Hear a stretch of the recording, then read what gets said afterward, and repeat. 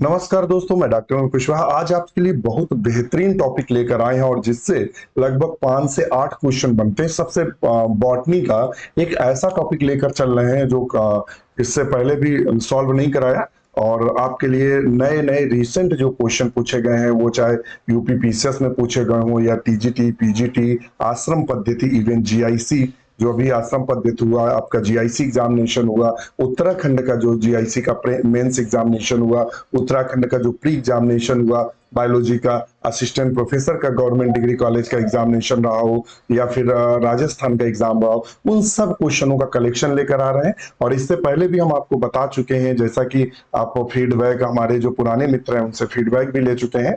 तो मैं बता दूं कि लगभग 40 से 50 क्वेश्चन तक पुराने रिपीट होते हैं और आप सब जानते हैं कि जो भी पेपर सेटर होता है वो भी चाहता है कि कम मेहनत करके कम मेहनत करके और सिक्योर क्वेश्चन मिल जाए, तो अक्सर क्वेश्चन यहाँ से उठाता है। क्वेश्चन पीसीएस से लिए जाते हैं टीजीटी पीजीटी में या एलटी जीआईसी में, या फिर एलटी के क्वेश्चन पीजीटी में, पीजीटी के एलटी में, ये सब घुमाव फेर चला करता है।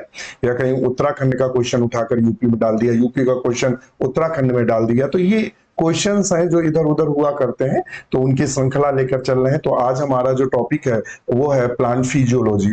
प्लांट फिजियोलॉजी से ध्यान रखिएगा, प्लांट फिजियोलॉजी इतनी महत्वपूर्ण है कि लगभग 5 से 10 क्वेश्चन तक प्लांट फिजियोलॉजी से बनते हैं। क्योंकि प्लांट फिजियोलॉजी थोड़ा नहीं, पूरी की पूरी प्लांट फिजियोलॉजी से एमएससी भी हो जाती है, तो बहुत बड़ा टॉपिक है प्लांट फिजियोलॉजी। तो इस बेस पर हम इसको लेकर चल रहे हैं और इसको थोड़ा ध्यान रखिएगा।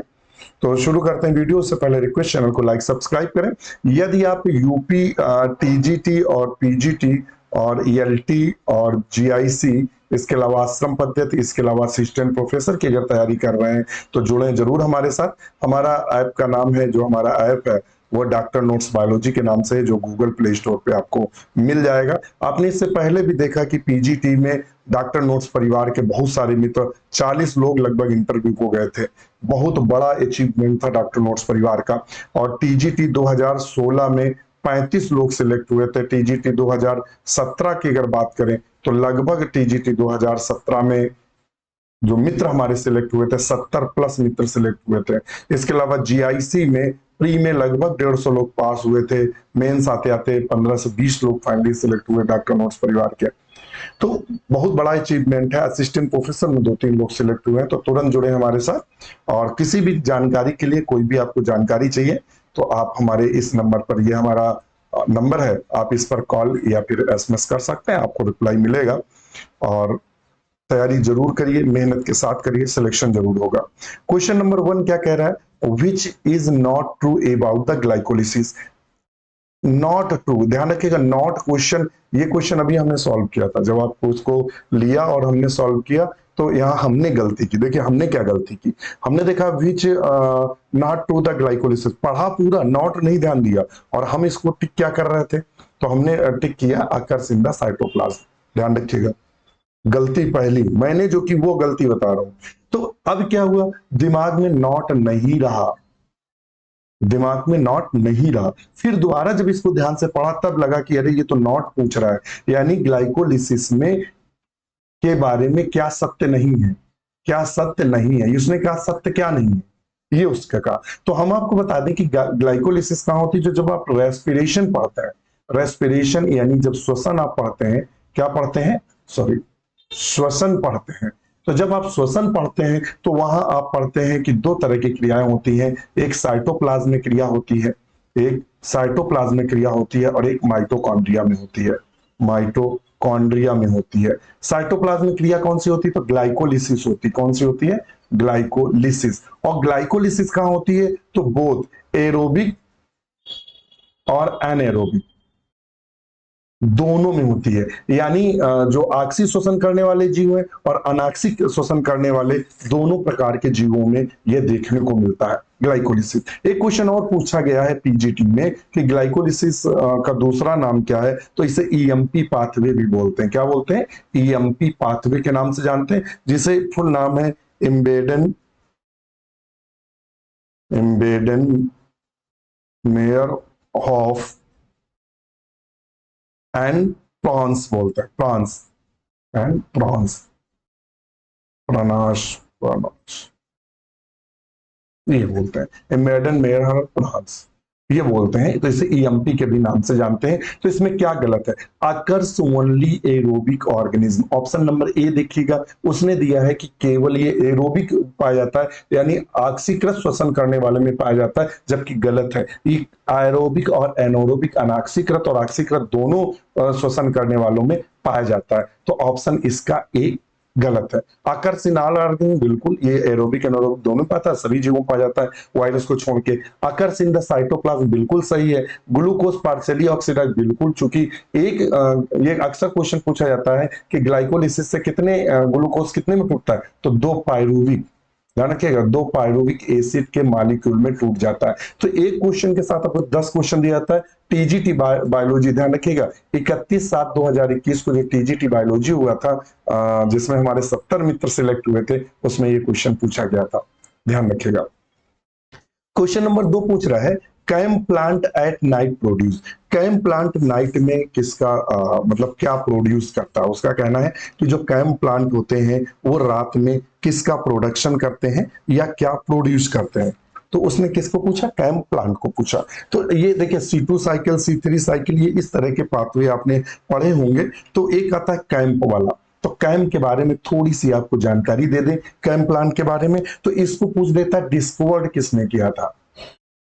कैम प्लांट को क्लैम जो कैम पाथवे है, कैम जो पाथवे ऐसे बोलते हैं, कैम पाथवे को डिस्कवर किसने किया था? तो इसको डिस्कवर किया था ओलेरी ने, ध्यान रखिएगा, किसने डिस्कवर किया था? ओलेरी एंड रूहानी ने।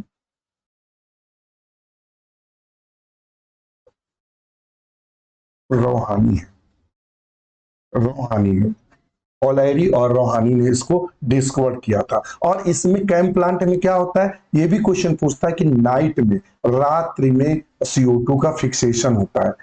कौन CO2 का फिक्सेशन होता है? रात्रि में। और प्राइमरी इलेक्ट्रॉन एक्सेप्टर कौन सा होता है? ध्यान रखिए, इसने क्या पूछा है? The plant night produce, produce बनाता क्या, इसने बनाने को पूछा है, ध्यान रखिएगा। तो एक ये भी ध्यान रखिएगा, एक हम आपको बता दें कि इसमें प्राइमरी इलेक्ट्रॉन एक्सेप्टर कौन सा होता है, अगर पूछ दे प्राइमरी इलेक्ट्रॉन एक्सेप्टर कौन होता है, इलेक्ट्रॉन एक्सेप्टर कौन होता है? प्राथमिक इलेक्ट्रॉन ग्रहण कौन करता है? तो पेप करता है, ध्यान रखिए, कौन करता है? पेप, फास्फोइनोल पाइरुवेट, इसको प्राइमरी इलेक्ट्रॉन एक्सेप्टर होता है। और इसमें ध्यान रखिएगा, ये इलेक्ट्रॉनिक सेप्टर होता है। और फर्स्ट प्रोडक्ट क्या प्रोड्यूस्ड होता है, पहला प्रोडक्ट क्या बनता है? आप हमारी क्लास लेके देखिएगा, इसकी क्लासेस हमने जो ऐप पर चल रही हैं और जो हमने दी हैं, सारी की सारी ऐप पर क्लासेस, जितनी भी क्लास हम लेते हैं सारी क्लास स्टोर हो जाती हैं। अगर आप वहाँ मेंबरशिप लेते हैं, हमारी 2 मेंबरशिप है, एक 999 की और एक 1199 की। आप देखेंगे इनमें से कोई भी ऐसा क्वेश्चन नहीं होगा जो आप सॉल्व ना कर पाए। और इतनी मेहनत, मतलब नोट्स बना के पढ़ाया जाता। मेरा मतलब ये है कि आप फालतू का मतलब घंटों में क्लास मत देखें, जितनी देखें सॉलिड देखें, और एग्जाम में क्वेश्चन आए तो सॉल्व हो। ध्यान रखिएगा, एग्जाम में जो क्वेश्चन आए वो सॉल्व हो, इस बेस पर दिया गया है उसको। तो नाइट में इलेक्ट्रॉन एक्सेप्टर जो होता है वो पेप होता है, फास्फोइनोल पाइरुवेट होता है। प्राइमरी जो प्रोडक्ट होता है वो क्या होता है, ध्यान रखिएगा। तो प्राइमरी कहता है नाइट प्लांट नाइट प्रोड्यूस, तो यहाँ क्या प्रोड्यूस करता है? तो मैलिक एसिड प्रोड्यूस करता है। क्या करता है? मैलिक एसिड, ध्यान रखिएगा। और अगर प्राइमरी प्रोडक्ट पूछ लेता तो ऑक्सैलो एस्टिक एसिड होता है, ध्यान रखिएगा, क्या होता है? Oxalo acetic acid. और चूंकि यहाँ प्रोड्यूस की बात कर रहा है तो वो आएगा मैलिक एसिड। तो ऑप्शन ए। अगर यही पूछ देता कि कैम में प्राइमरी प्रोडक्ट क्या बनता है, तो ऑक्सैलो एस्टिक एसिड बनता है। तो एक कैम में हम लगभग 6-7 क्वेश्चन आपको बता चुके हैं और सारी जानकारी आपको दिया है। और ये पाया कहाँ जाता है ये भी पूछ देते हैं, तो सक्कुलेंट प्लांट में। कहा? सक्कुलेंट प्लांट में पाया जाता है। जैसे ब्रायोफिल्लम है, अपुंसिया है, एगोए है, एलोवेरा, एफेड्रा, पाइनएप्पल, वेल्वेशिया। जिम्नोस्पर्म में अगर पूछ दे कि जिम्नोस्पर्म में ये पाया जाता है, तो वेल्वेशियम पाया जाता है, ना कि साइकस और फाइनस। ध्यान रखिएगा, एक क्वेश्चन बताया उसके साथ 20 क्वेश्चन आपको दिए। नेक्स्ट क्वेश्चन देख लेते हैं, question number 3। Which one of the following generally increase during senses? Senescence बोलते हैं, यानी जीर्णता। इसको क्या बोलते हैं? जीर्णता, हिंदी में बोलते हैं जीर्णता। तो वो कहता है कि जब वो पौधा में जीर्णता इंक्रीज होती है, यानी बोल सकते हैं क्या बोलेंगे उसको, जीर्णता ही लेके चलो। तो उसमें मतलब क्या डेवलप होता है, या मतलब सबसे ज्यादा क्या होता है, तो रेस्पिरेशन होता है। क्या होता है? श्वसन। सबसे ज्यादा क्या होता है? श्वसन। यार वो भी समझ लीजिए कि जब व्यक्ति मरने वाला होता है, या मतलब उसमें कुछ ऐसा हो रहा होता है जो नुकसान हो रहा होता है, तो सांसें क्या होती है? तेज चलती हैं। तो सबसे ज्यादा क्या होगा? रेस्पिरेशन। ये आश्रम पद्धति 29/9/2021 को एग्जाम हुआ था, आश्रम पद्धति का, यूपी में, जिनके अभी मेंस के एग्जाम हुए हैं। अभी हमें लगता है 2-4-10 दिन पहले ही मेंस के एग्जाम हुए हैं। तो उसमें ये प्री में क्वेश्चन पूछा गया था कि जो सेंसेंस होता है, तो उसमें शायद सेंसेंस को विलगन बोलते हैं, ध्यान रखिएगा। विलगन, मैं जीर्णता बोल रहा था, विलगन बोलते हैं हिंदी में। तो विलगन का मतलब समझ रहे होंगे कि जैसे मान लो पत्ते से पत्ते का जो डाली से पत्ते का जो गिरना सेंसेशन, जो लेयर पड़ जाती है, तो पत्ते से ये जो होती है, तो जीर्णता ही बोलेंगे उसको। तो क्या सबसे ज्यादा होता है? रेस्पिरेशन। नेक्स्ट क्वेश्चन पे चलते हैं। नेक्स्ट क्वेश्चन क्या कह रहा है? Question number 4, the metal involve in the stomatal regulation is, मतलब जो मेटल होता है, मेटल का मतलब समझ रहे हैं? जो मेटल होता है यानी जो आयंस बोल सकते हैं, जो मेटेलिक आयंस होते हैं, उसमें स्टोमेटा के रेगुलेशन, यानी रंध्रों के, यहाँ हिंदी में बोलेंगे रंध्रों के खुलने एवं बंद होने, एवं बंद होने में कौन महत्वपूर्ण भूमिका अदा करता है? रंध्रों के खुलने और बंद होने में महत्वपूर्ण भूमिका कौन अदा करता है? तो रंध्रों के खुलने और बंद होने में महत्वपूर्ण भूमिका पोटेशियम यूज करता है। कौन यूज करता है? प्राय पोटेशियम महत्वपूर्ण भूमिका अदा करता है। इसके बारे में कई सारे सिद्धांत दिए गए थे। लेविस का सिद्धांत था, अगर आपने पढ़ा हो, जब आप पढ़ेंगे तो उसमें कई सारे सिद्धांत दिए गए। उसमें लेविस का सिद्धांत दिया गया, अन्य वैज्ञानिकों के सिद्धांत दिए गए, अगर आपने ध्यान दिया हो तो वहां स्टोमेटा के खुलने और बंद होने के बारे में जानकारी आपको उपलब्ध कराई गई है। और उसमें स्टोमेटा के खुलने और बंद होने के बारे में कौन कौन से मत दिए गए हैं? तो पहला मत दिया गया था स्टार्च, ध्यान रखिएगा कौन सा दिए, स्टार्च शुगर इंटर कन्वर्जन दिया गया था। इंटर कन्वर्जन सिद्धांत दिया गया था। और इसको किसने दिया था? पूछ सकता है। Starch, star starch sugar inter conversion सिद्धांत लिलोइड ने दिया था। किसने दिया था? लिलोइड ने दिया था 1908 में।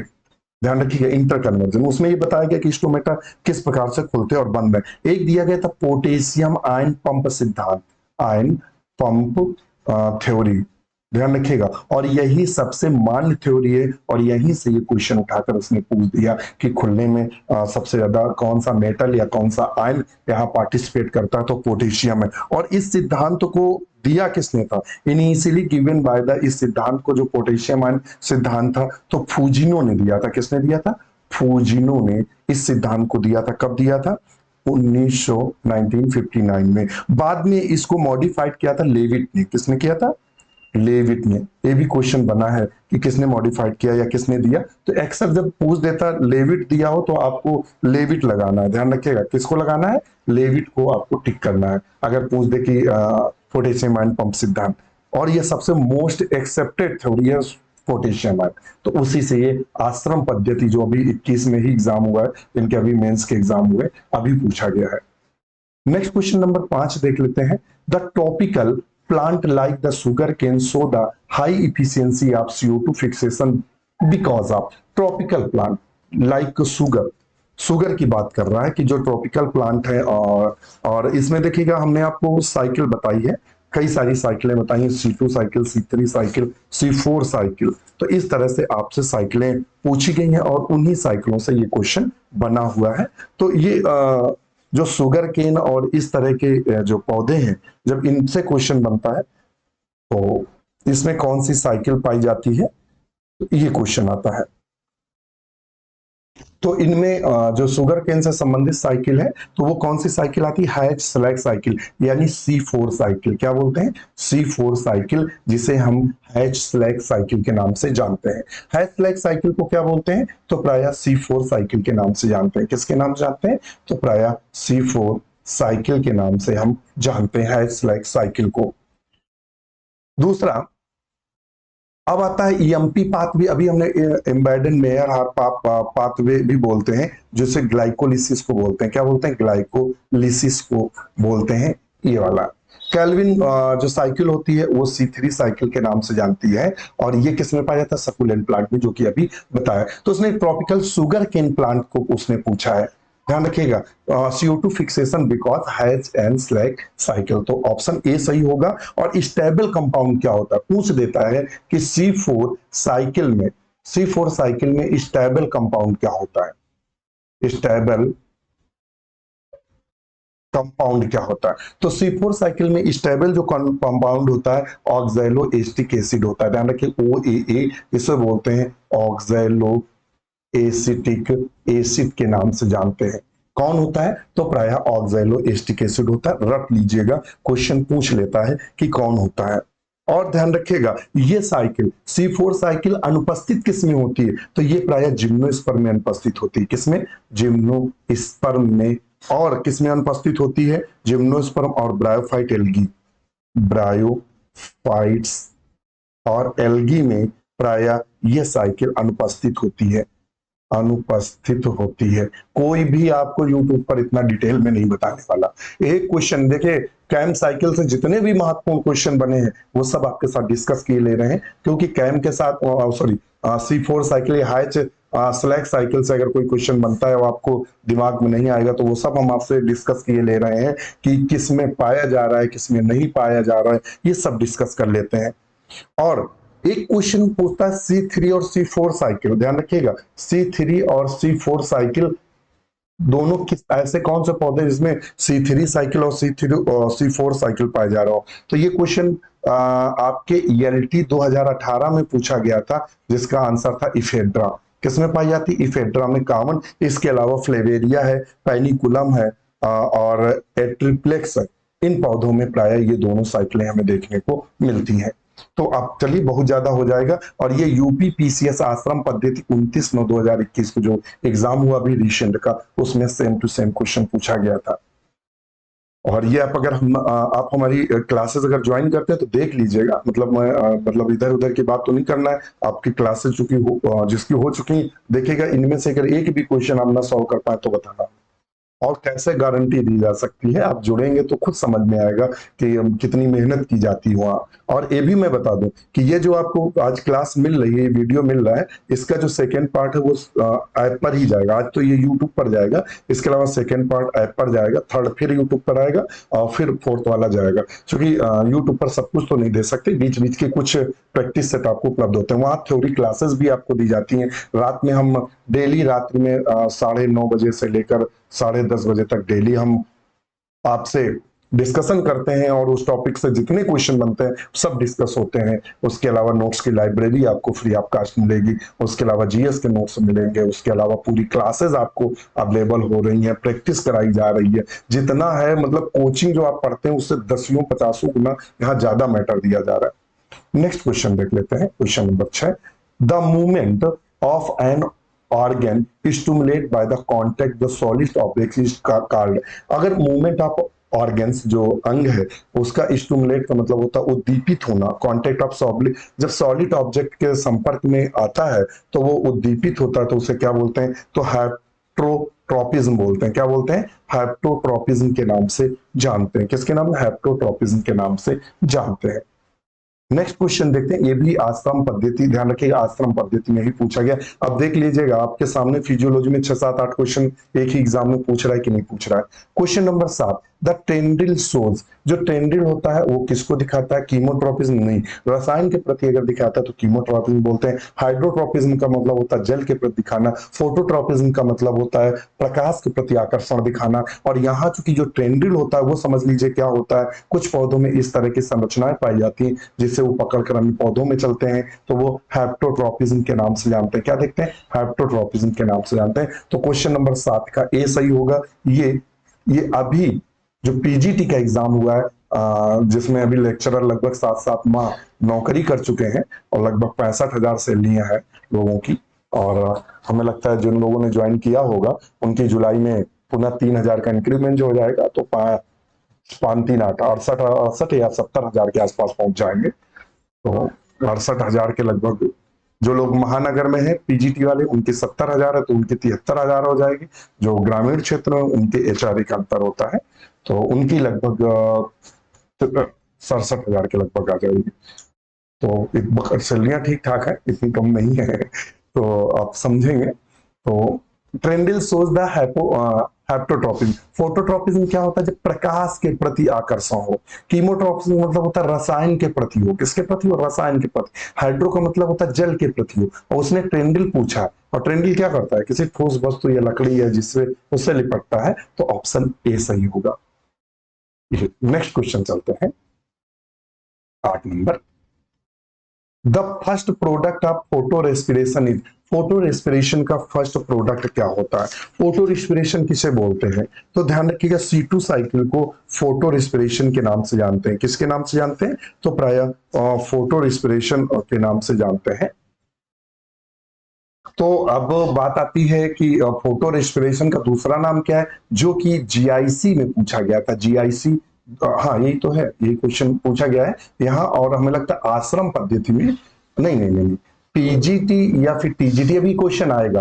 पूछा था पीसीओ किसका नाम होता है, ये पूछा था। पीसीओ इसमें किसको कहते हैं? तो C2 साइकिल को कहते हैं। किसको कहते हैं? C2 साइकिल को कहते हैं। और फोटो रेस्पिरेशन को C2 साइकिल के नाम से जानते हैं। पीसीओ का फुल फॉर्म क्या होता है? फोटो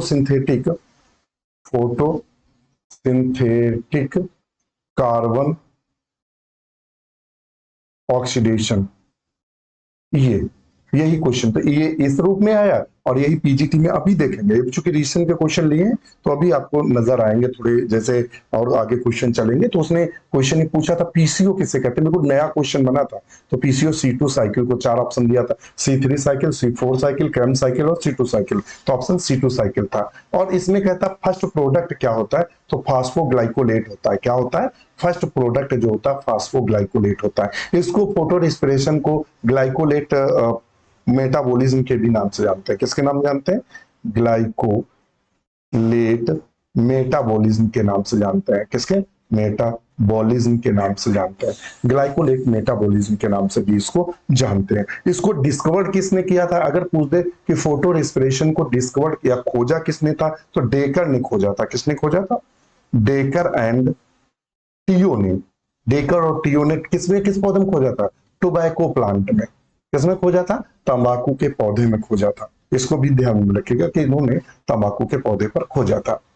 नेक्स्ट क्वेश्चन देखते हैं, क्वेश्चन नंबर 9। ये जीआईसी अभी जो एग्जाम हुए जिनका रिजल्ट आ चुका है अभी कुछ दिन पहले। First, Krebs cycle is an एम्फीबोलिक pathway. कैसा है? एम्फीबोलिक पाथवे है। Second, catabolic pathway converge on it and anabolic pathway diverge from it. तो इसका सही आंसर क्या होगा क्वेश्चन नंबर 9 का? तो 9 का सही आंसर होगा A. Both statement are true and statement second is correct explanation first. तो ऑप्शन इसका क्या सही होगा? ए। नेक्स्ट क्वेश्चन पर चलते हैं 11 नंबर पे। Which of the following water is largely available to the plant. सबसे ज्यादा देखिए, ये आपसे पूछा गया है वाटर कंडक्शन चैप्टर से। वाटर कंडक्शन चैप्टर से ध्यान रखिएगा। तो वाटर कंडक्शन वाला जो चैप्टर वहां से पूछा गया है, तो वहां आप सॉइल पढ़ते हैं और उसमें हाइग्रोस्कोपिक पढ़ते हैं कि जिसमें वाष्प के रूप में जल रहता है। ग्रेविटेशनल, वो जल जो बरसात के बाद मिट्टी में ज्यादा नीचे तक ग्रेविटी के कारण चला जाता है। कंबाइंड जल जो रासायनिक रूप में कणों के साथ रहता है। एक आता है कैपिलरी वाटर, जो मृदा के अणु होते हैं, उन मृदा के अणुओं के बीच में जल पाया जाता है, कैपिलरी वाटर, जो पौधे आराम से लेते हैं, जिसका प्रयोग पौधे करते हैं। तो कौन सा जल है? Capillary water. तो ऑप्शन ए बिल्कुल सही होगा। कौन सा ऑप्शन सही होगा? तो ऑप्शन ए बिल्कुल सही होगा। नेक्स्ट क्वेश्चन देखते हैं, 12 नंबर question. Which of the following are essential are ATP synthesis. इनमें से एटीपी संश्लेषण के लिए यानी एटीपी बनने के लिए किसकी आवश्यकता पड़ती है? तो एटीपी बनने के लिए कुछ आयंस की आवश्यकता पड़ती है या कुछ मेटलिक आयन की जरूरत पड़ती है। वो कौन से हैं? तो मेटलिक आयन में होता है आयरन और फास्फोरस। क्या है? आयरन और फास्फोरस। तो ऑप्शन हम लगाएंगे डी। कौन लगाएंगे? डी, आयरन और फास्फोरस। ध्यान रखिएगा, आयरन और फास्फोरस। ये जीआईसी में अभी क्वेश्चन पूछा गया है क्योंकि रिसेंट के क्वेश्चन चल रहे हैं। क्वेश्चन नंबर 13 में CO2 acceptor in sugarcane is. CO2 का प्रथम, देखिए अभी बिल्कुल हमने आपको बताया था कि दोस्त जो हम डिटेल्स आपके साथ क्लासों में ले रहे हैं, क्लास में जो डिटेल लेते हैं, हमने कहा था एक क्वेश्चन के साथ 10 क्वेश्चन। देखिए टीजीटी बायोलॉजी में यहाँ से उठा 21 में क्वेश्चन, और आप ये भी देख लीजिएगा प्लांट फिजियोलॉजी से एक एक क्वेश्चन में 8-8 10-10 क्वेश्चन बने प्लांट फिजियोलॉजी से अकेले। तो CO2 acceptor in sugarcane, sugarcane में जो CO2 का एक्सेप्टर होता है वो कौन होता है? CO2 का एक्सेप्टर कौन सा होता है? तो पेप होता है। कौन सा होता है? Phosphoenol pyruvate, phosphoenol pyruvate, pyruvic acid होता है। तो ऑप्शन डी सही है। RUBP किस में होता है? तो RUBP दोस्तों होता है C3 साइकिल में, C3 साइकिल में। और चूंकि यहाँ शुगर केन पूछा, शुगर केन में C4 साइकिल चलती है, और C4 साइकिल को क्या बोलते हैं? हैच स्लैक साइकिल के नाम से जानते हैं, ध्यान रखिएगा। ये मोस्ट एडवांस साइकिल है, मोस्ट एडवांस्ड साइकिल है C4 साइकिल, इसको भी ध्यान में रखिएगा। C4 साइकिल कैसी है? तो मित्र मोस्ट एडवांस साइकिल है, और इसमें क्रैंज एनाटॉमी पाई जाती है। कौन सी एनाटॉमी पाई जाती है? क्रैंज एनाटॉमी पाई जाती है, एनाटॉमी पाई जाती है। तो ऑप्शन ये सही होगा।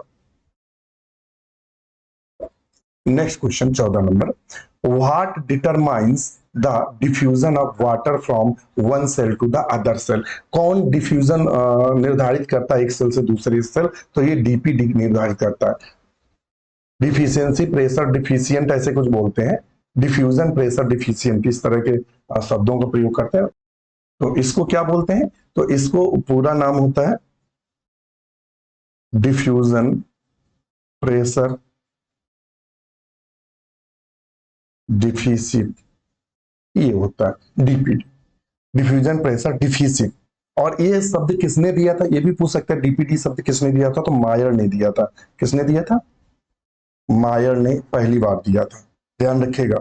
और ये ध्यान रखिएगा जो फुल टर्जिट सेल होती है, अगर पूछते कि फुल टर्जिट सेल में डीपीडी कैसे होगी, तो शून्य होगी, फूली हुई पूरी कोशिका है। और पूरी फ्लैसिड सेल में भी डीपीडी शून्य होती है। तो डीपीडी जैसे कम होती है तो एक सेल से कोशिका वाटर दूसरे सेल में चला जाता है, ध्यान रखिएगा, इसको आप ध्यान में रखिएगा। और ये आपसे टीजीटी 2021 में क्वेश्चन बना है। रेड ड्रॉप प्रभाव, red drop effect was studied by, red drop प्रभाव किसने अध्ययन किया था? तो इमर्सन ने किया था। किसने? इमर्सन ने, लेविस और इमर्सन ने किया था। तो रेड ड्रॉप प्रभाव का अध्ययन पूछा है तो इमर्सन ने किया था। उन्होंने कुछ इस तरह का कहा था कि जब एक कलर का जो इमर्सन इफेक्ट बोला जाता है, उन्होंने कहा था कि जब मोनो मतलब एक कलर का जब हम प्रकाश डालते हैं तो यील्डिंग ज्यादा होती है। उन्होंने कहा था कि मिनिमम फोटोसिंथेसिस जो होती है 700 nm में होती है और अधिकतम 680 nm में, इस तरह से कुछ बताया था उन्होंने, तो इमर्सन ने दिया था। पीसीओ, देखिए अभी हमने कहा था ना कि ये पीजीटी में या टीजीटी में बना है, तो देखिए पीजीटी में बना था 21 में। PCO cycle also known as the, तो C2 साइकिल, पीसीओ साइकिल किसको बोलते हैं? C2 साइकिल को। C2 साइकिल को हम क्या बोलते हैं? फोटो रेस्पिरेशन बोलते हैं, फोटो रेस्पिरेशन के नाम से जानते हैं, ध्यान रखिएगा। और इसमें प्रोडक्ट क्या बनता है? फास्फोग्लाइकोलेट, फास्फोग्लाइकोलेट बनता है, फास्फोग्लाइकोलेट बनता है C2 साइकिल। तो अब समझ में आ गया। C3 साइकिल कैल्विन साइकिल को बोलते हैं, कैल्विन साइकिल को बोलते हैं। C4 cycle hatch slack cycle को बोलते हैं, ध्यान रखिएगा, मुझे नहीं लगता कुछ कंफ्यूजन होगा। तो ये यहां से क्वेश्चन बना है। नेक्स्ट क्वेश्चन चलते हैं 17 नंबर, vesicular arbuscular mycorrhizae are important in the. कहता है ये यूके उत्तराखंड का जो लेक्चरर मेंस का एग्जाम हुआ है, जैसे अपने आप पीजीटी होता है उसी तरह उसका लेक्चरर मेंस का जो एग्जाम हुआ है उसने पूछा था vesicular arbuscular mycorrhizae are important in the, किसके लिए इंपॉर्टेंट होते हैं? तो both supply of nitrogen to the plant and phosphate nutrition of plant. तो ए और बी दोनों सही है, तो डी पर आएगा। नेक्स्ट क्वेश्चन है, plant utilise nitrogen in the for, plant utilise nitrogen in the form of. Plant का नाइट्रोजन को किस रूप में लेता है? तो नाइट्रेट के रूप में लेता है। ये सब आम क्वेश्चन है। ये भी अभी 2020 में जो क्वेश्चन हुआ है उसमें हुआ। यहाँ भी अपने परिवार के 1-2 मित्र सेलेक्ट हुए हैं। नेक्स्ट क्वेश्चन देख लेते हैं। आज के 2 लास्ट क्वेश्चन है।